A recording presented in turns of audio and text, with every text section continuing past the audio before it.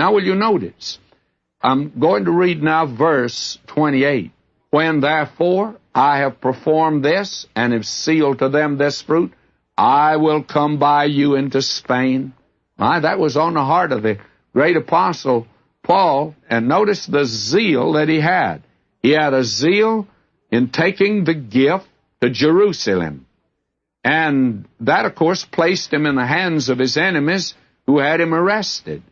And he wasn't out of the will of God during that time. I disagree with some of my brethren here. I think Paul was absolutely in the will of God when he went up to Jerusalem. Now, we saw that when we were in the book of Acts.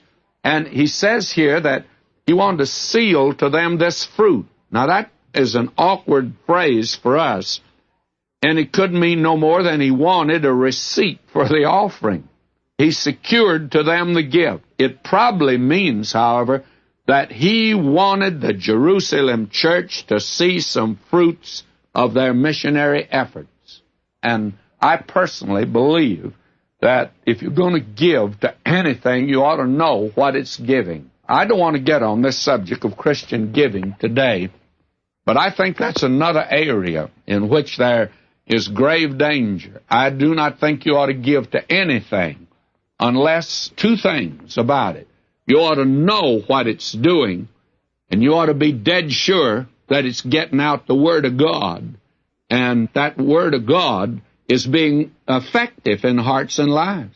I don't think, Christian friend, you have any right to give to a work because somebody's made some emotional and sentimental appeal to you and showed you some pictures of little orphans and said, you ought to give. How much goes for overhead? How much really gets out to the orphans? Do you really know where your giving is going? Is it getting the Word of God out? Well, I listened to a program when I was back east, a local program, and the best I could tell, the fellow never gave people anything. He was just asking them to give for something else. And it just looked to me like what he was doing was saying, send in money to continue me on the air so that tomorrow I'll be able to get back on the radio and ask you again for the next day. May I say to you, I feel that we ought to be sure what our giving is.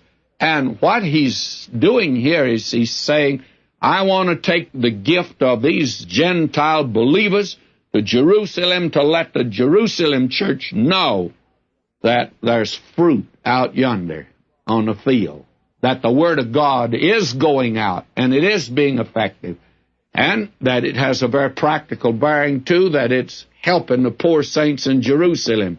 And then another thing, Paul says, after all, I wasted the church, and I want to take it myself. I think he's in the will of God when he went to Jerusalem. Well, before I leave 28, let me come back there, because I got off on this matter of giving today, and that's one of my hang-ups, I guess, where I go off.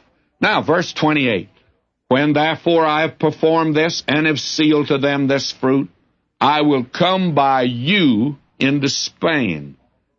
Now, did Paul go to Spain? How could he say here, I'm coming by you to Spain, and then didn't go to Spain, yet later on would be able to say, I finished my course? I don't think so.